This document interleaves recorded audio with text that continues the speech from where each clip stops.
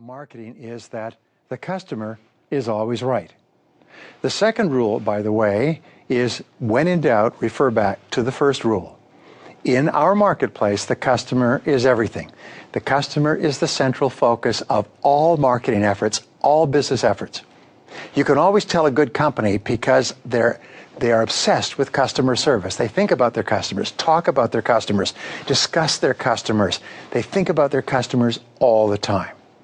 Well, unsuccessful products that are not selling must be either improved or removed from the market.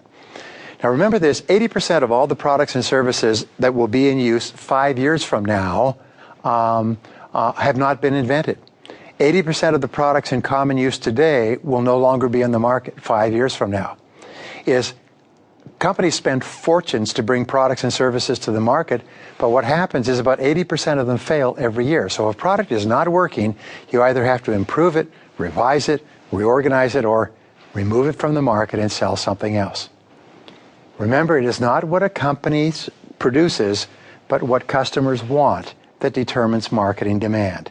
It's not from the inside. As Peter Drucker says, there are no profits inside a business. All profits come from creating and keeping customers and satisfying those customers so that they buy more and talk to their friends about what you sell. Now, a new product or service must be better in at least 3 ways to break into the market. First of all, the product must be clearly superior in some way. The product has to be better than any other product out there in some way. For example, the product can be cheaper, the same level of quality at a lower price. This is one of the reasons why products from Asia are becoming so popular.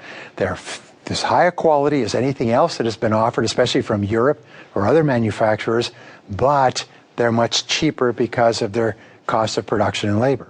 Or the product can be easier to use.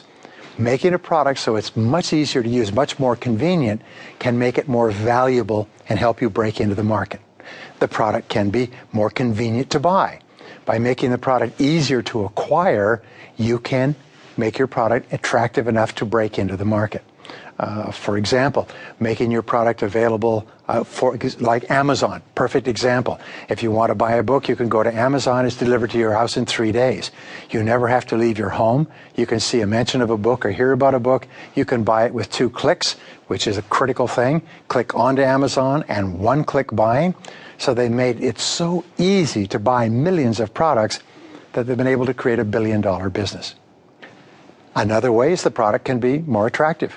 It could just be more beautiful to use. Luggage, cosmetics, fashion, cars, home, furniture. Just if it's more beautiful to use, that can help you to break into the market. The product can offer additional features or benefits. For instance, a very simple camera can be upgraded and improved. So now you can get a digital camera that can shoot movies, that can take photographs, that can send them and put them onto the internet. You can get cell phones that can do remarkable things. With these additional features and benefits, they sell tens of billions of dollars worth each year in a market that did not even exist a few years ago. Another example is the product can be of a higher quality at the same price. Many manufacturers are finding ways to build quality into their products, keeping the price the same, but selling vastly more of the product because people will pay more or buy more often a product or service that is higher quality. The product can satisfy the customer's deepest needs better. It can satisfy their emotional needs. So you have to look at all the different ways, and you must find at least 3 ways that your product or service is superior if you want to break into a competitive market. Now, there are 4 keys to strategic marketing. These have not changed in all of history, and you need to keep coming back to them over and over again. The first is specialization. In specialization, the company specializes in providing a clear benefit to a particular customer. Only huge companies can offer a lot of different products and services. But companies, small and medium-sized companies, have to specialize. They have to specialize so that when people think about your company, they think about your area of specialization. I'll give you an example.